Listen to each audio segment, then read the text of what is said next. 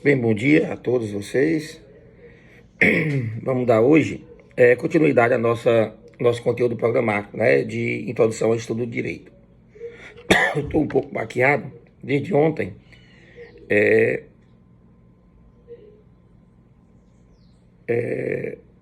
Tosse, né, e uns calafriozinhos e tal. Enfim, estou aqui aguardando aqui, me monitorando aqui para depois procurar, né, um médico, alguma coisa desse gênero, tá bom? Mas tá tudo tranquilo, viu? E talvez hoje à noite, se eu continuar ainda com essa tosse que tá me atrapalhando um pouco, aí eu aviso a vocês antes, se nós teremos ou não teremos aula hoje à noite, tá bom? Ontem à noite nós não tivemos, porque realmente ontem à noite tava me incomodando bastante. Tranquilo? Hoje estou mais tranquilo hoje. Tranquilo? Então pronto, vamos dar continuidade à nossa disciplina. Eu até prometi a vocês que eu ia dar aula, eu ia colocar o vídeo um dia antes, mas não deu. Ontem foi um dia que eu perdi muito tempo. Tranquilo? Mas vou colocar o mais rápido possível aqui, terminar essa aula. Eu vou tentar mandar pelo YouTube o mais rápido possível. Tranquilo? Tá bom? Pois bem, então vamos lá. Acho que na aula passada nós estávamos falando sobre direito como objeto. E no direito como objeto nós fizemos uma pequena introdução à unidade, tá bom? E depois estudamos o objeto, eu defini o objeto, fui na etimologia da palavra do objeto, e depois adentramos nos juízos, né, que seria atos do intelecto, que afirmam ou predicam algo sobre o objeto, tranquilo? E hoje nós vamos encerrar essa unidade e vamos estudar a tipologia do objeto. Tá bom? Quer dizer, tipologia, estudo dos tipos dos objetos. A objetica, essa parte da filosofia que tem como mistério, né, estudar os objetos, para facilitar o estudo dos objetos, que nós vimos que são infinitos, são incontáveis, mas ela resolve por dividir, né, tipificar esses objetos em apenas 4 categorias, tá bom? 4 categorias. Dentro dessas 4 categorias, só a primeira é que vai ter algumas subcategorias. Então vamos lá, tranquilo? Nós vamos ver os 4 tipos de objeto. Objeto natural, o objeto ideal, o objeto metafísico e os objetos culturais. Depois, obviamente, vamos fazer uma pequena análise e ver em qual desses 4 tipos, tá certo? O direito se encaixaria, tá bom? Tranquilo? Então vamos ao primeiro, os objetos naturais, tranquilo? Ora, o que seriam os objetos naturais, né? Dentro de um conceito filosófico. São aqueles objetos que nos são dados, tá bom? Sem que nós prediquemos nada sobre eles. Então, tudo que nós podemos experimentar, tá bom? Dentro dos nossos sentidos, sem dar a eles nenhuma predicação, denominamos esses objetos de objetos naturais. São todos aqueles que nos são dados, né? Nós não construímos nada sobre eles. Essa é a verdade. Então, o pôr do sol é um fenômeno natural. Então, seria um objeto natural que nos foi dado, tá bom? Então, se eu fosse conceituar, né, o pôr do sol, né, como um objeto natural, eu apenas diria que corresponderia ao momento em que, né, o sistema de rotação da Terra está iniciando, ali, né, o momento em que o Sol vai ficar agora, né, na minha posição por trás do nosso planeta. O que nós chamamos de vesperal, né? Nada mais que vesperal, mas nada de construir em cima. Ah, que coisa linda.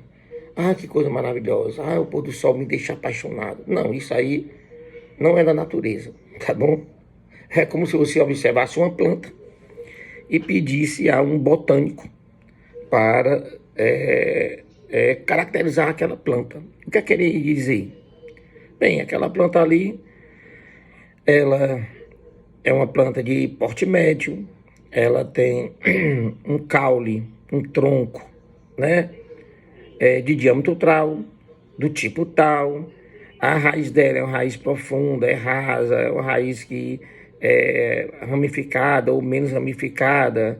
Já vai dizer se aquela árvore ela dá fruto ou não dá fruto, se ela é sexuada ou se ela é assexuada. O tipo de folha, é isso que ele vai dizer. Objeto natural. Tranquilo? Então, tudo que está à nossa frente, que nós podemos experimentar, as estrelas, as montanhas, os pássaros, né? O ar atmosférico, você mesmo para você, as outras pessoas, tudo que está à nossa frente, que nos foi dado e que nós não construímos nada sobre ele, é tido como objeto natural. Tranquilo? Eles povoam o mundo da natureza. Esse mundo que nós estamos experimentando. Tranquilo? Professor, os sentimentos, eles são objetos naturais? Por exemplo, o amor, a paixão, o ódio, a saudade. Eu digo a vocês que são sim, são naturais. Nós sentimos, nós experimentamos a saudade, né?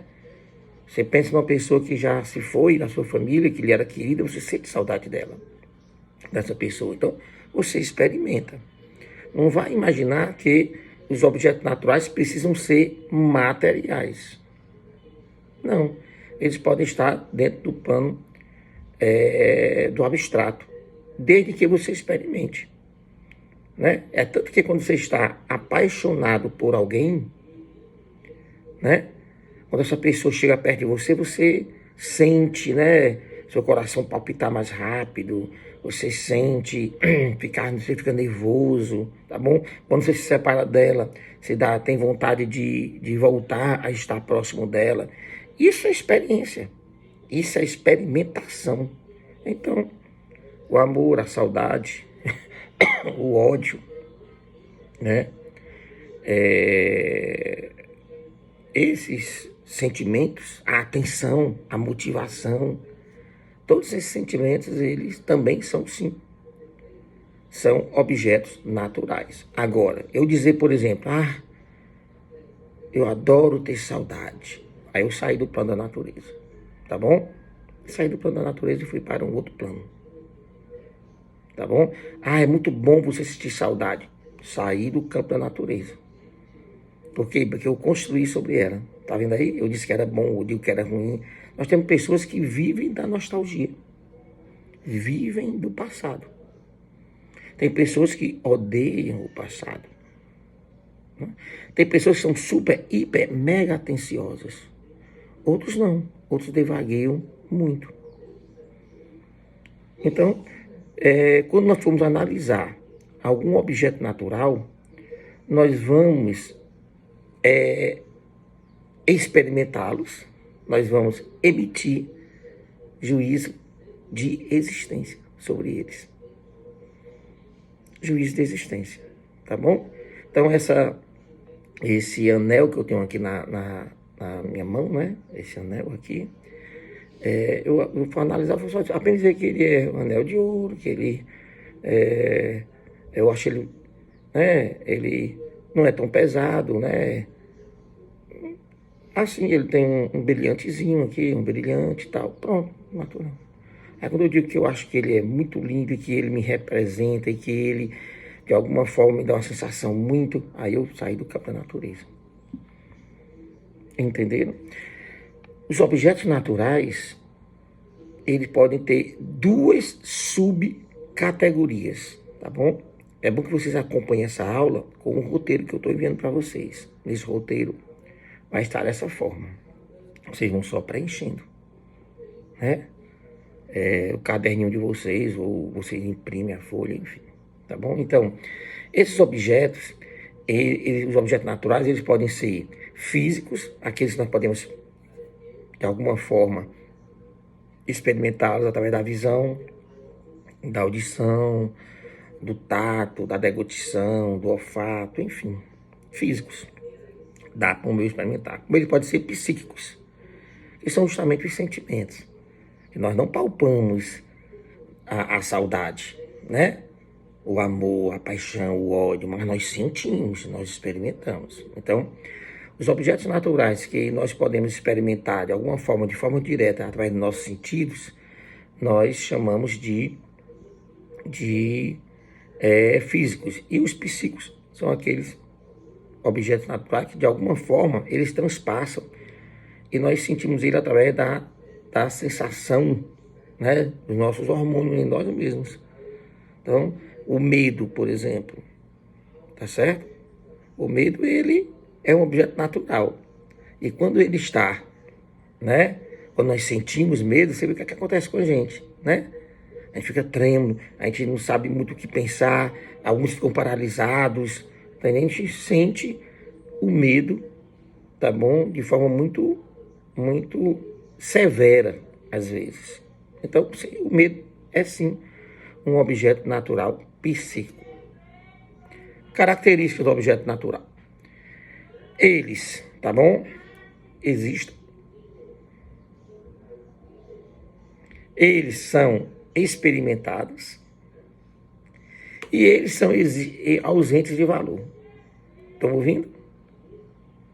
O que quer dizer ausentes de valor? Que nós não construímos, nós não predicamos nada sobre eles. Nós não ajuizamos valores sobre eles. Entendeu? Suado, estou ligado aqui.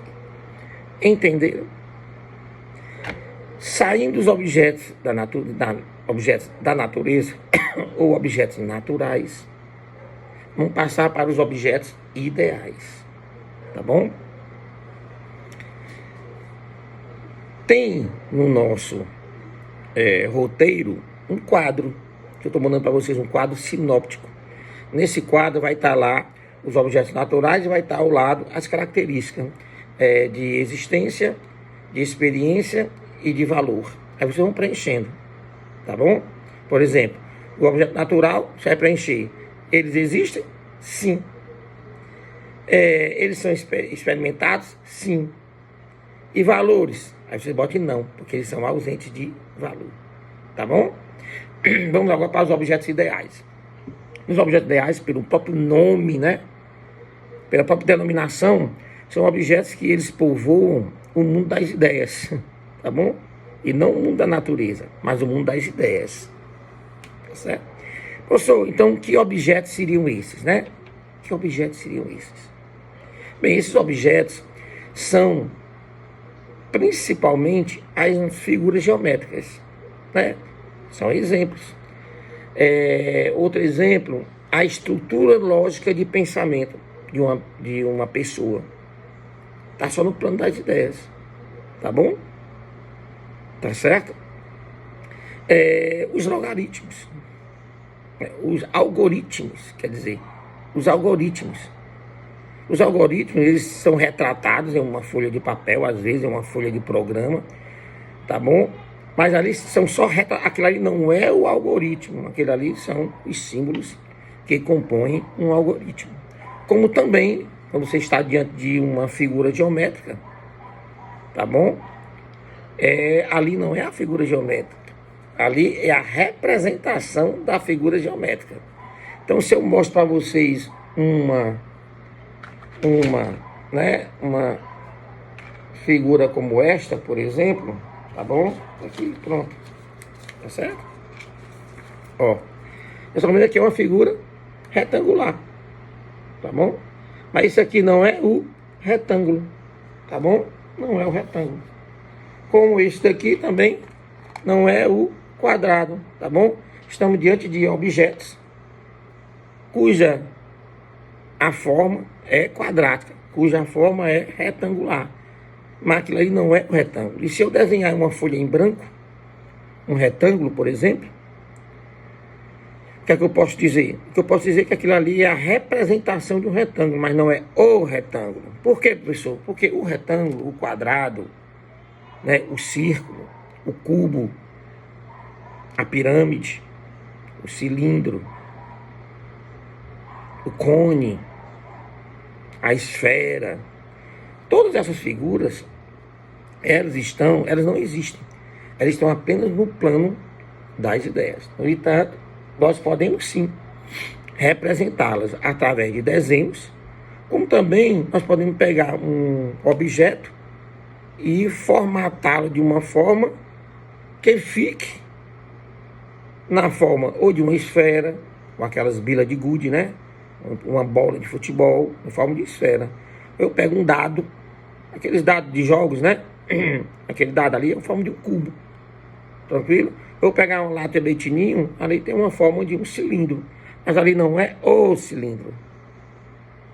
Então, as figuras geométricas, elas povoam o mundo das ideias. Somente nas ideias. Eles não existem. É tanto se eu perguntar a você, quando foi que você esteve diante de um quadrado, por exemplo, aí você, eu já estive sim, diante de um quadrado. Aí eu perguntar a você, qual o tamanho dele? Qual é a cor dele? Qual é o peso dele? A essas respostas, a essas perguntas, você não vai encontrar respostas. Porque você pode ter estado diante de uma representação do quadrado, ou diante de uma janela quadrada. Tá bom? Mas não é o quadrado. Não só isso quer dizer que eles, já que eles não existem, eles não têm importância? Não. Graças ao estudo desses objetos ideais, é que nós construímos, né, edificamos as nossas maiores obras. Hoje nós temos mísseis, obuses, tranquilo? Como arma de guerra, e que o estudo foi em cima de figuras geométricas, como a hipérbole, tá bom? Como uma elipse, como uma curva, como uma reta.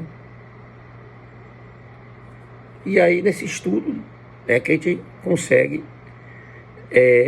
descobrir, por exemplo, a distância que um determinado míssil pode ir, qual o trajeto que ele vai fazer, ou de um obus, onde ele vai cair, né, e fazer a destruição dele, como também os aviões, os formatos dos aviões, aquele formato ali bem arredondado, bem ovular, né, não é à toa.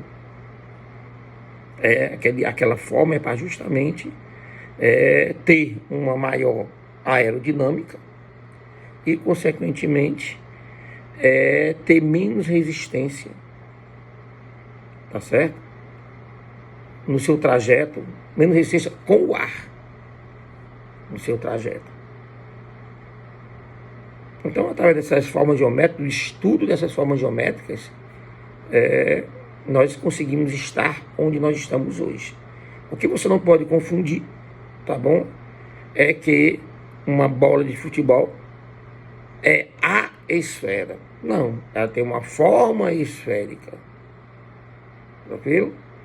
É você confundir o formato da sua cama de solteiro como o retângulo. Não, ela tem uma forma de retângulo. Ou o colchão, por exemplo, tem uma forma de um paralelepípedo, não é isso? De um paralelepípedo. E assim sucessivamente. Entender os objetos ideais. Então, preenchendo nosso quadrinho, ó, Os objetos ideais existem? Não, eles não existem. Eles podem ser experimentados? Não. É tanto que ninguém, a gente estuda as suas formas, né? Tiramos até fórmulas sobre a sua forma, tá certo? Mas eles não são experimentados, tá bom? E eles são ausentes de valor? Sim, não tem valor agregado a eles. Se você agregar valor a uma determinada figura geométrica, você tira do mundo da natureza, porque ele não tem. Então, você diz assim, eu amo um quadrado. Bem, se você ama o quadrado, tá certo? É só para você. Então é só algo muito pessoal, muito subjetivo, porque a natureza do quadrado é de que ele não transmite amor para todo mundo. Então é algo que você predicou, que você adjetivou. Então, aos objetos naturais, eles não existem, eles não são experimentados e, consequentemente, ausentes de valor. Tranquilos até aí? Tranquilos. Aí vamos para o próximo objeto, o próximo tipo de objeto, que é o metafísico. Bem, turma, aí o metafísico, né? Que nós vamos dizer sobre o metafísico. Esses objetos metafísicos, como o próprio denominação está dizendo, eles ultrapassam o plano físico.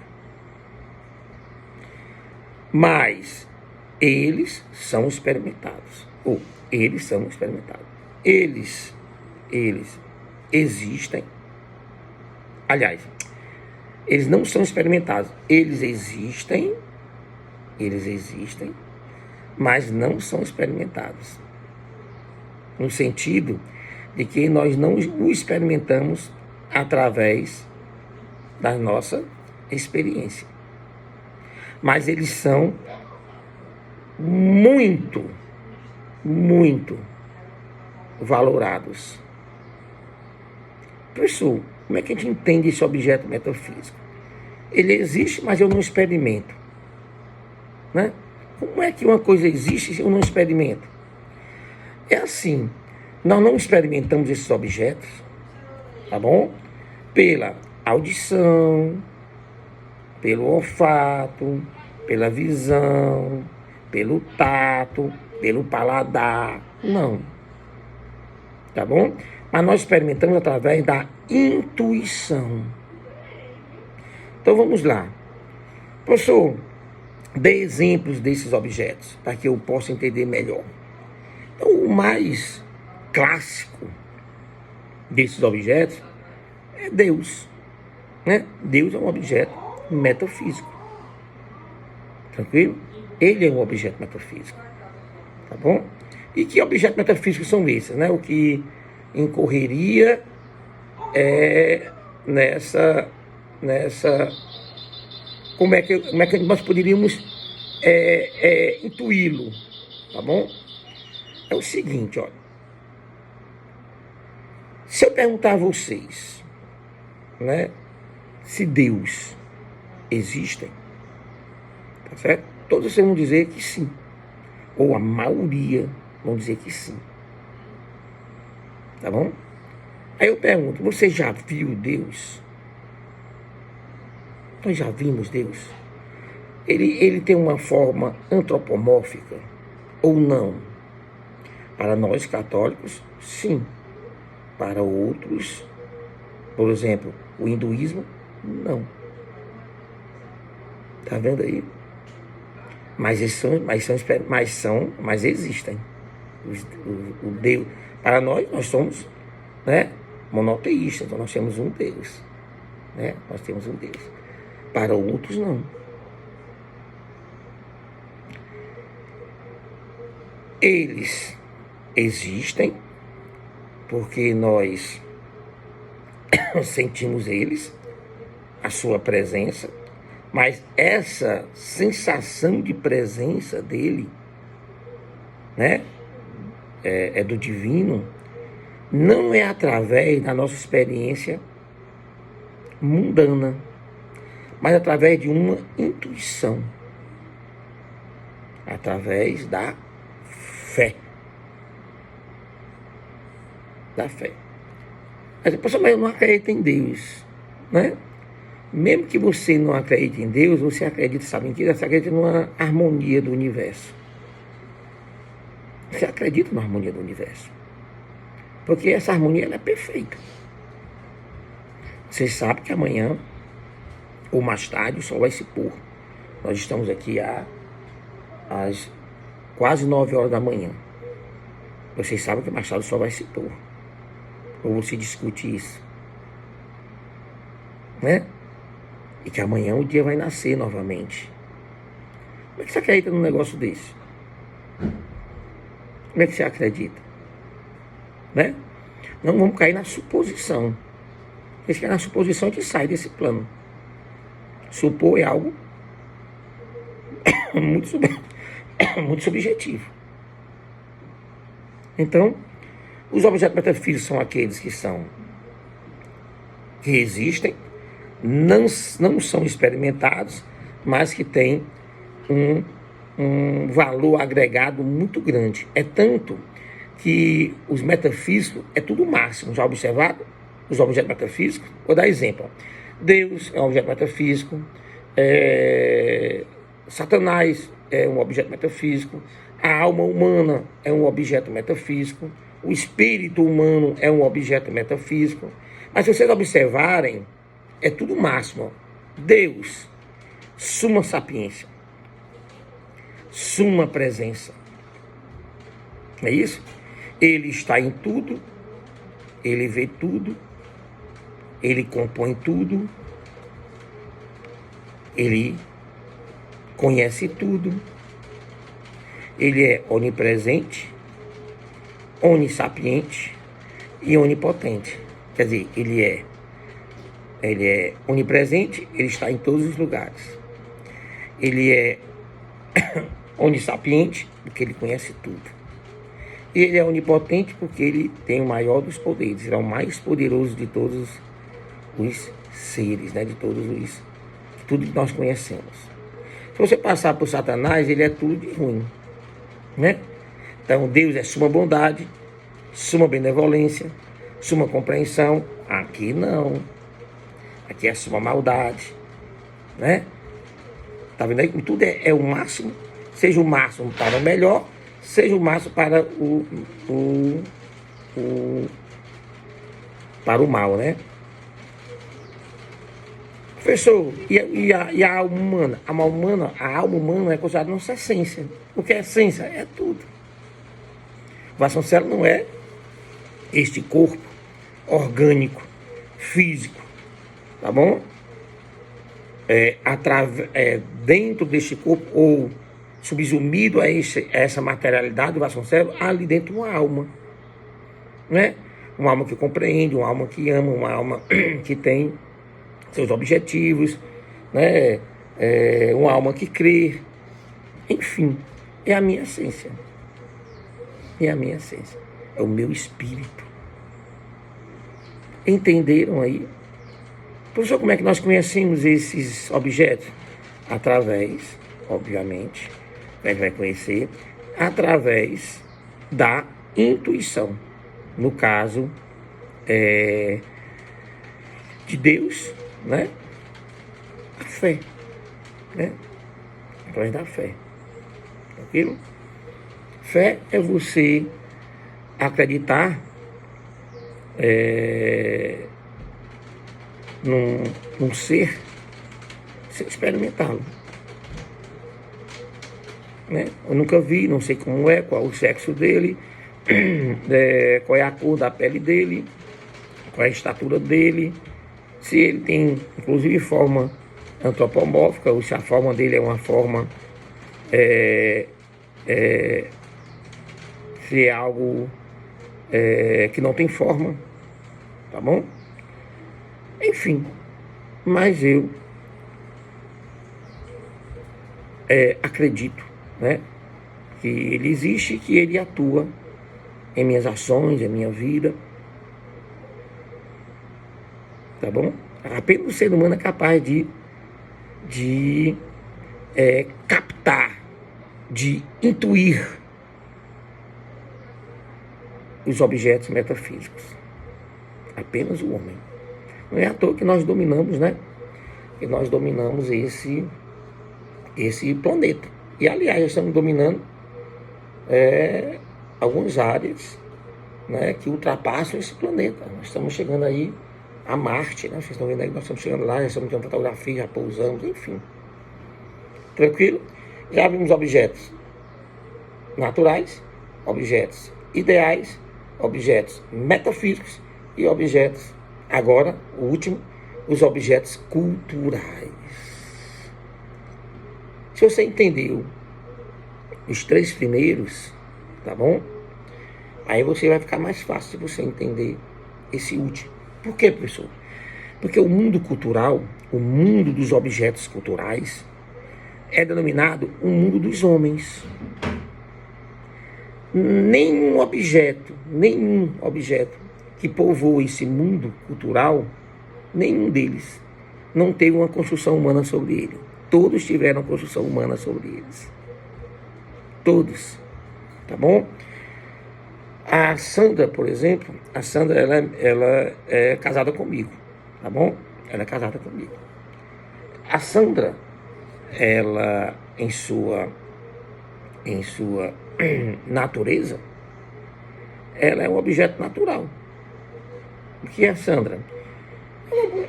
É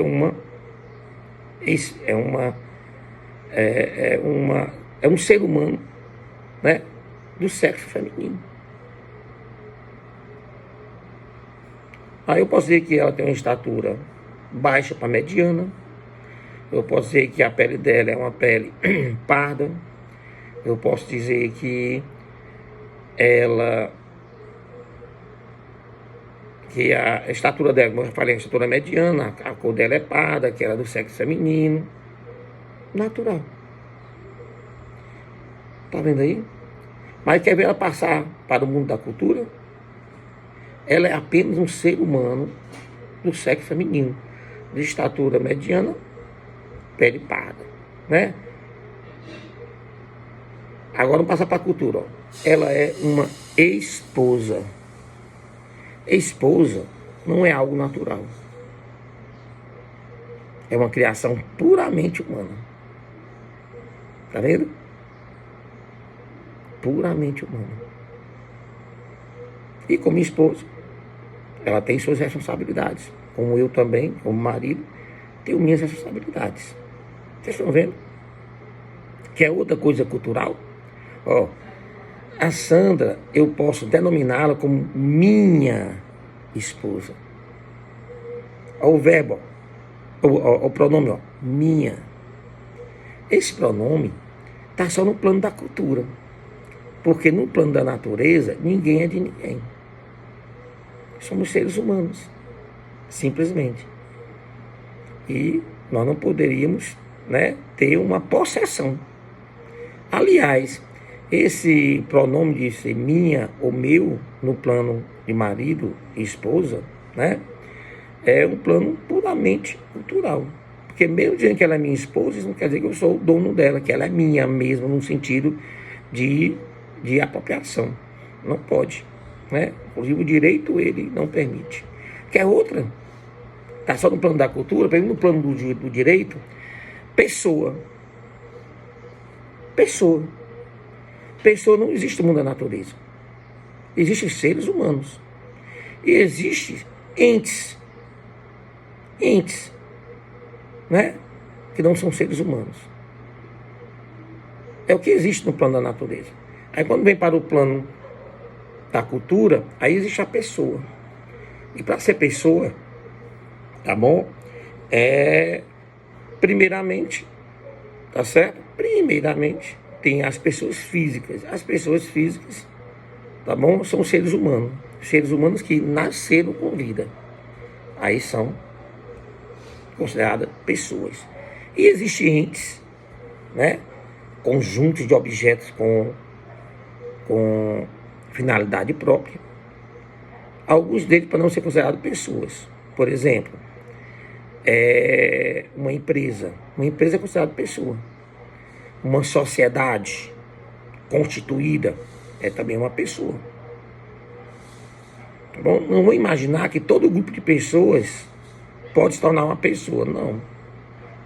A família, por exemplo, a família é um grupo de pessoas, mas não é considerado pessoa, tá bom?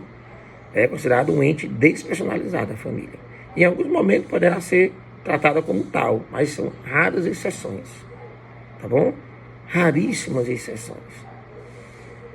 Agora, aquele objeto que tu diz que a gente sai do plano da ideia, por exemplo, imaginemos, tulipa. Tulipa é apenas uma flor, tá bom?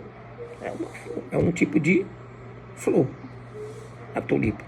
Nós temos a flor, nós temos a rosa, nós temos a orquídea, nós temos o cravo, né? E assim vai, tá bom? As flores são apenas flores, estão no plano do plano da natureza.